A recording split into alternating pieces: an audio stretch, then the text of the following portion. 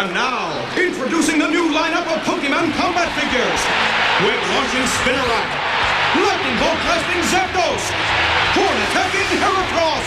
Does your team have the newest combat figures? Pokemon combat figures, each sold separately. Welcome back to Every Pokémon Ever. Today, we are looking at Pokemon Action Combat Figures. We of course have had experience with the smaller Battle Disc figures. R.I.P. Charmander.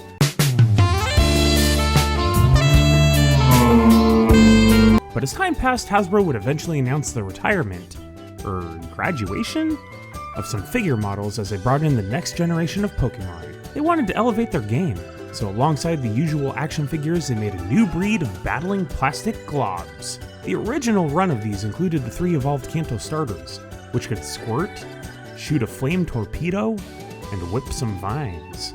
There were a handful of others, like Darth Sidious Pikachu,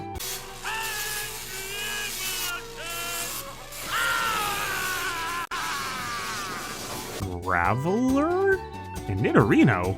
Popular choices there. With the popularity of Pokemon 2000, they also put out a legendary bird collection with elemental projectibles, such as Moltres' Wingfire Blaze Bolts, whatever those are. And these toys led to the release of all new Johto varieties, some with attack launching power. The attack launcher is this little fella, which can propel some of the combat figures forward into action, and was available in several Apricorn Ball varieties. For the attack launchers, we have Pikachu, Heracross, Ariados, and Bulbasaur. Pikachu smashes his belly into people, making him do a, quote, thundershock attack. Ouch! It really works! Ow! You okay there, buddy? Now let's look at some combat figures for ourselves.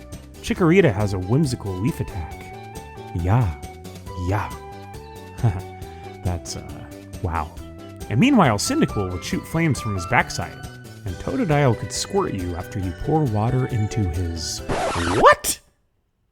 Sometimes this show takes a dark turn. Don't put water up there, Totodile! Water's supposed to go the other way!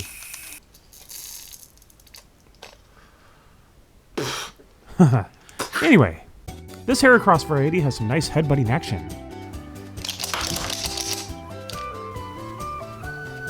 Uh-oh. Oh dear. Also, Roundhouse Ready Tie Rogue and Hitmontop, which, you guessed it, does a rapid spin attack. Just a moment. Does anybody have a zip tie? Just shove that on in there.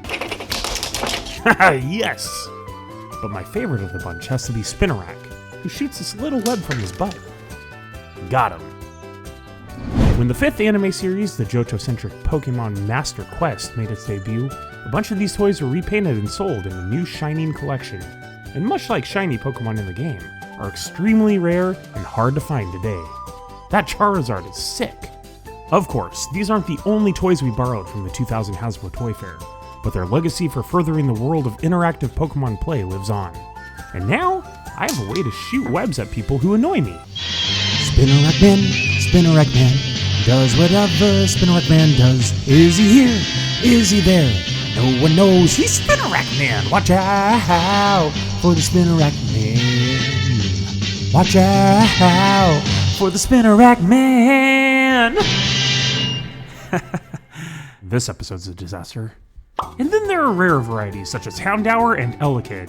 And if you haven't had enough fun yet, you can go for the bigger, more actionful Ultra Battle figures, with varieties like Scizor and Feraligatr.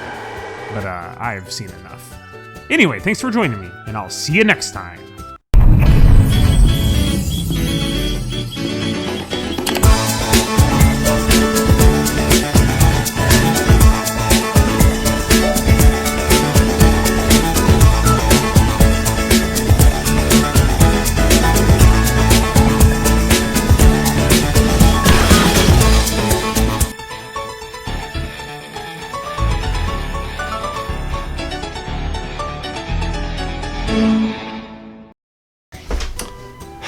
Alright, let's just get this thing over with.